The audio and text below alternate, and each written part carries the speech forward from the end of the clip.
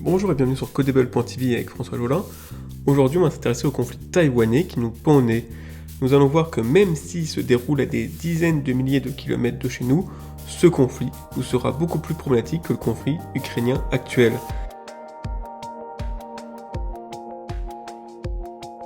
Avec le conflit ukrainien, le monde a les yeux rivés sur le gaz et le blé. Pourtant, le gaz russe peut être remplacé par n'importe quel autre gaz, que ce soit du gaz naturel norvégien ou du gaz qatari, ou même encore du gaz de schiste américain.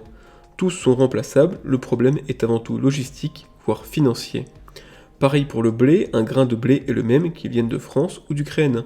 On peut aussi raisonner par calories, dans ce cas la calorie alimentaire est la même qu'elle vienne du blé, du riz ou du maïs. Encore une fois, le problème reste avant tout logistique et financier. L'électronique ne répond pas à une telle interchangeabilité.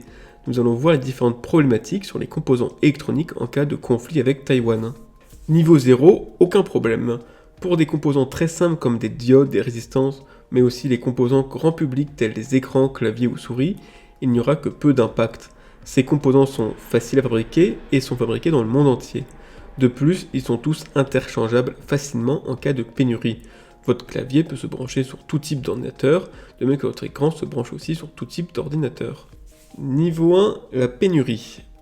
Les composants plus évolués comme les ordinateurs, les cartes mères, les cartes graphiques ou les SSD sont majoritairement faits par des entreprises taïwanaises. On peut citer Asus, Acer, MSI, Gigabyte ou Kingston.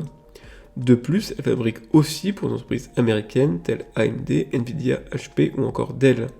En cas de conflit, ces composants vont manquer. Heureusement, un disque dur d'interoctet de Kingston est remplaçable par un disque dur d'interoctet de Western Digital de marque américaine. De même, un ordinateur Windows Acer est remplaçable par un ordinateur Windows de la marque chinoise Lenovo. On peut donc imaginer à terme une reprise du volume d'exportation de Taïwan par d'autres marques à travers d'autres endroits sur Terre. Niveau 2, quand il va falloir qu'on revoie nos produits. Le problème se complexifie avec des composants plus petits comme les microcontrôleurs embarqués. On peut citer les fabricants taïwanais comme MediaTek ou TSCM qui distribuent leurs propres produits ou fabriquent pour Apple, NXP ou Qualcomm. Par exemple, si Airbus se base sur un microprocesseur MediaTek quelque part dans l'avion, alors en cas d'arrêt de la production à Taïwan, Airbus devra modifier ses cartes électroniques et ses programmes informatiques pour migrer vers un autre microprocesseur. En cas de conflit, on ne peut pas changer un produit Mediatek pour un produit Texas Instruments. Il faut revoir le PCB et le code qui fait tourner le microprocesseur. Les usines du monde entier seront donc à l'arrêt, car il faut reconcevoir des milliers de produits pour se passer de la production taïwanaise. Et enfin, niveau 3, le niveau infini, l'impossibilité. Le problème devient insoluble lorsqu'une technologie de fabrication n'est disponible qu'à Taïwan. C'est le cas par exemple de la gravure à 5 nanomètres, disponible que par TSCM à Taïwan. Cette technologie équipe les derniers processeurs d'Apple M1 par exemple. En cas de conflit, il n'y aura pas de concurrent proposant le même produit, même en reprenant la conception.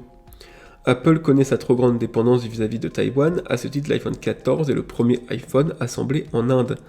C'est le premier pas dans la stratégie d'entreprise de mieux répartir sa supply chain, mais puisqu'il reste encore des composants taïwanais dans l'iPhone, Apple sera à l'arrêt en cas de conflit. En conclusion, l'électronique n'est pas une ressource vitale comme les autres.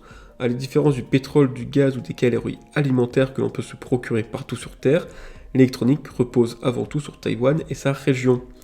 Or, les ressources électroniques ne sont pas aussi facilement interchangeables. Le moindre conflit avec Taïwan va mettre à l'arrêt des millions d'usines. Les contre-mesures, elles, ne seront efficaces qu'après plusieurs mois, voire plusieurs années. Voilà, c'est tout pour aujourd'hui. Merci de m'avoir écouté. J'espère vous retrouver très prochainement pour un prochain podcast. À bientôt.